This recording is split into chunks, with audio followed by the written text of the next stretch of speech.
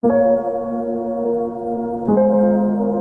mabuting balita ngayon, masasaksihan natin si Jesus at ang kanyang mga alagad na napadaan sa triguhan sa araw ng pamamahinga, nangitil ng uhay at kumain ng butil. Ang mga Pariseo, mahigpit na tagasunod ng batas, ay inakusahan sila na lumabag sa batas ng araw ng pamamahinga. Sinabi ni Jesus sa kanila na ang araw ng pamamahinga ay nasa ilalim ng kapangyarihan ng anak ng tao. Hinahamon tayo ng ating Panginoong Jesus ngayon to look beyond sa mga rules and traditions na madalas na nagtatali sa atin. Ang araw ng pamamahinga ay nilikha para sa kapahingahan, pagpapanibago at para ilapit tayo sa Diyos. Ngunit kapag ang batas ay naging mas mahalaga kaysa sa mga tao, ibig sabihin na hindi natin naiintindihan ang tunay na diwa at halaga nito. Tinatawag tayo ni Jesus ngayon na yakapin ang tunay na diwa ng batas ng Panginoon.